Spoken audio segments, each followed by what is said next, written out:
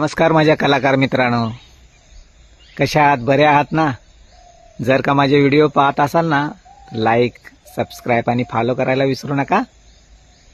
हे पहा आमचं निसर्गरम्य ठिकाण, महाबळेश्वरच्याच 20 किलोमीटर अंतरावरती एक छोटंसं गाव, आणि त्या गावामध्ये आम्ही आमची ही भातशेती करत आहोत. भातशेती आता काढण्याच्या स्वरूपात आलेली आहे, परंतु पाऊस काही थांबत नाही. शेतकरी राजा चिंतेत आहे. कधी एकदा पाऊस थांबतोय त्याची वाट पाहत आहे. भरलेलं पीक आणि त्याचं दाणं घरी नेण्याच्या चिंतेत असणारा हा शेतकरी पाऊस थांबण्याची वाट पाहत आहे. आणि जर का पाऊस थांबला नाही तर हे आलेलं पीक त्याचं नुकसान होणार आणि शेतकरी राजा पुन्हा एकदा चिंतेत राहणार.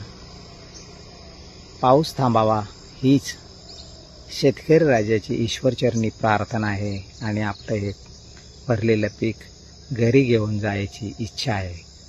धन्यवाद.